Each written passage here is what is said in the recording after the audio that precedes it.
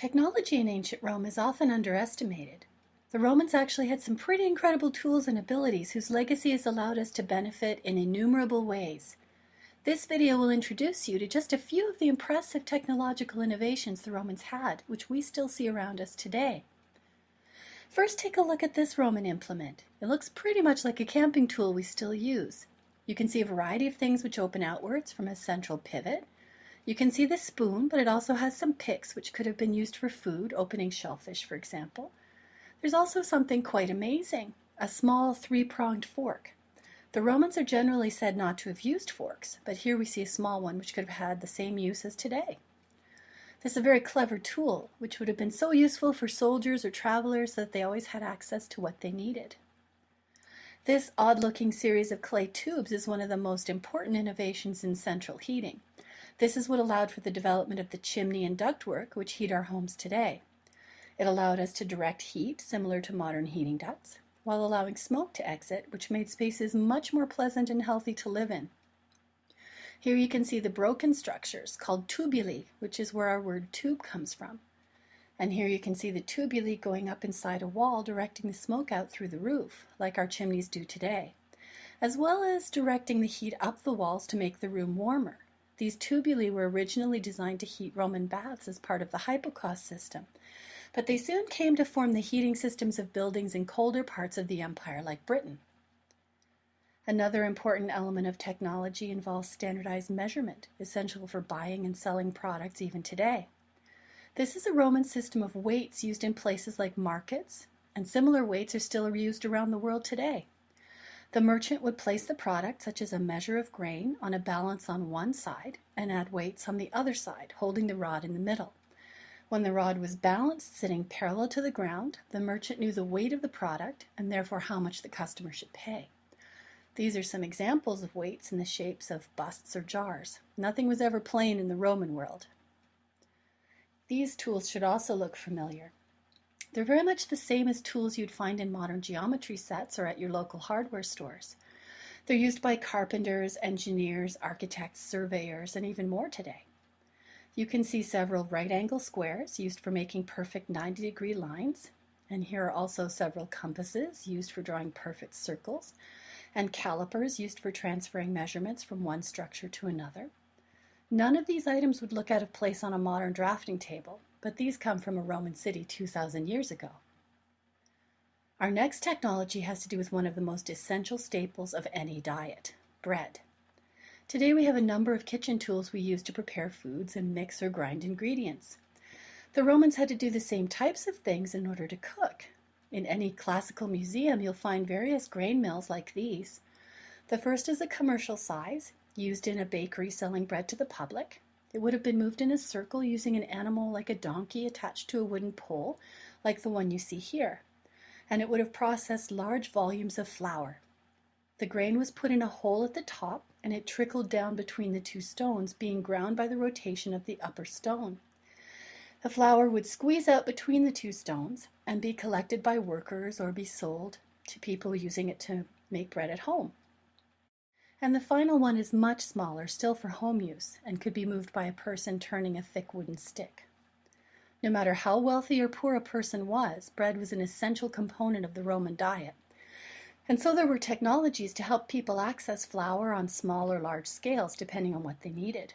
The difference today is that we often use only the white part of the flour, while the Romans used the whole grain, making their bread much healthier. Here we see a Roman clothes press. This was used in Roman laundry shops to squeeze the water out of freshly cleaned clothes, particularly the long flowing togas worn by citizens. The screw mechanism would be turned over and over, lowering the top panel to the bottom until the water was squeezed out from the cloth. It was simple but ingenious and very effective. Another important technology had to do with cooking food when traveling. Today when we camp, we often use portable propane stoves to cook our food. But the Romans faced a similar need. When traveling from one place to another, you still needed to cook, particularly if you were a soldier, for example. And here you can see portable stoves used for cooking or providing heat when away from home. The burning wood coals were placed in the base, and cooking pots could be placed on clay supports above, or they had feet. This is a Roman horologium or sundial from beside the Temple of Apollo in Pompeii. Its design is very ingenious. A carved semicircle sits atop a high column where everyone can see. Lines carved inside mark the passage of hours, and a small piece of metal in the center at the top allows the sun to cast a shadow on the curve below. This is why the horologium only consists of a semicircle. The sun doesn't cast a shadow upwards. The shadow cast by the piece of metal shows the public what time of day it is. When the sun is directly overhead, which is at 12 o'clock noon, a time the Romans called Meridianum, the metal prong casts a shadow directly down. In the morning, the shadow moves as the sun rises in the east to indicate the time ante meridium, meaning before noon. In the afternoon, the shadow moves as the sun sets in the west to indicate the time post meridium, meaning afternoon. Even today, when we use the acronyms AM and PM, we're using Latin words ante-meridium and post-meridium. Because this horologium was placed in a public square, everyone would have had access to the same accurate time, and individuals could also have had their own horologia at home. One of the most important technological developments of the Romans was plumbing. Their development of pipes, spouts, and aqueducts allowed them to reduce disease, give access to clean water to people in all of their settlements, and allowed their towns and cities to grow and support more people than ever before in history. Aqueducts such as this one, still visible in modern Rome, were used to move vast supplies of water from fresh lakes into the city. You can see 2 covered channels allowing water to be brought to the urban center. Such technology allowed Rome to grow to over 1 million inhabitants at its peak, providing everyone with clean water for drinking, bathing, and for the many beautiful fountains throughout the city. It allowed for greater hygiene in dealing with sewage, because, for example, the movement of water allowed for sewage to be flushed into a sewer system, and it helped reduce death from disease. Many of these structures still bring water to people throughout Europe today, 2,000 years after they were first built. These spouts and pipes don't look very different from those we would find at hardware stores today, except ours are often made from PVC, and the Romans used various metals including copper and lead. While it is sometimes suggested that Roman lead pipes resulted in poisoning, this is not really the case. The lead pipes came to be coated inside with a buildup of minerals such as calcium and lime, and this protected the water from lead content. Even today, many modern towns and cities have lead pipes that were installed in previous centuries, and they're still used to move water. They're only just now being replaced. The technologies which allowed water to be moved efficiently also allowed for the development of Roman toilets, such as this one in Ostia Antica. This structure is very open concept, as you can see, but very efficient. The water directed into the toilets was often brought from pools and bath complexes nearby. Since the Romans were constantly refreshing the water in the baths, which kept things clean and hygienic, they had it flow into the channel below the toilets so that it would constantly keep the toilets flushed and clean. This allowed for greater hygiene and reduced disease, and it was an efficient way to use water multiple times. From here, the water would be flushed through the sewer system. These ancient Roman scissors are a style which virtually was unchanged until the last century. The 2 blades are pretty much the same, and only the handle is different, using the flex of the metal to pull the blades apart and the user's hand to squeeze the blades together. Incidentally, the reason why our word scissors has a C in it is because it comes from the Latin word scindere, meaning to cut. This particular technology is called a groma, an implement used for surveying land for things such as building roads. This tool can still be seen today and uses gravity and plumb bobs to allow vertical lines to hang straight up and down. By looking at these lines, surveyors could visually plot straight paths for roads or property lines, for example. And this tombstone was clearly for a Roman surveyor. You can see his groma carved into his monument as recognition of what he did for a living and how important this technology was to his work. These are fragments of a Roman calendar, inscribed to be displayed in a public space. The reason a calendar is called a calendar is because the first day of a Roman month was called the calends of that month.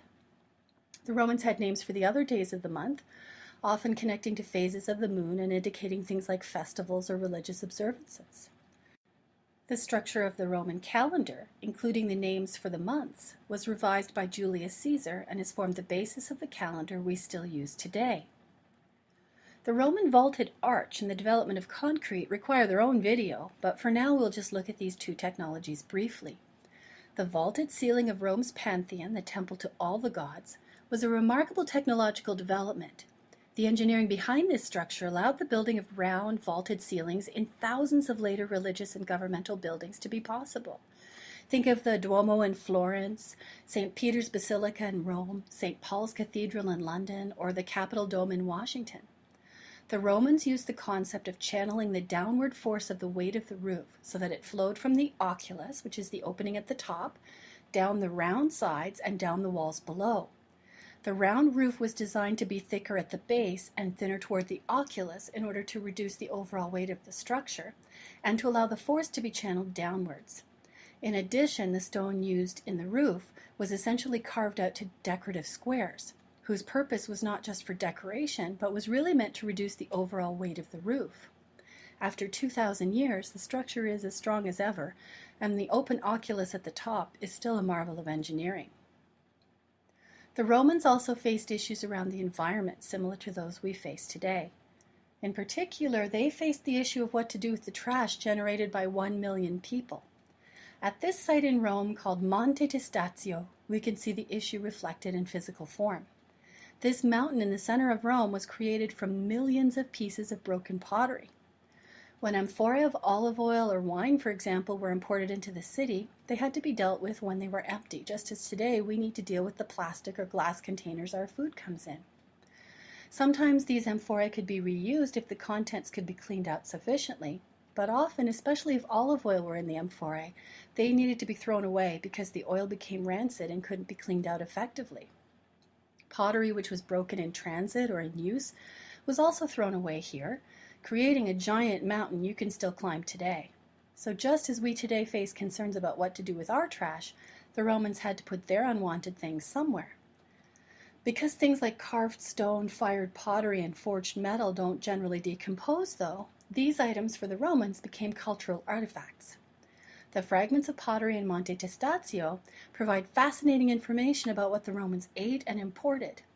By studying the amphorae, archaeologists can see what foods they contained, where they came from, and understand things like diet, food tastes, and trade routes. The difference, though, from today is that the trash the Romans created was natural rather than chemical. The things they disposed of did not pollute the environment, but rather returned things to the environment which originally came from it. Since we can learn so much about ancient Rome from this pile of pottery, we're left to consider what lessons can we learn from this, and what will our garbage reveal to future archaeologists about us? Overall, we can learn a great deal about the world of the Romans just by looking at a few of the technologies they used every day, and by considering their connection to the environment in which they lived. These lessons can help us understand how to face our own modern issues, and they can give us ideas for solutions which are based on the past.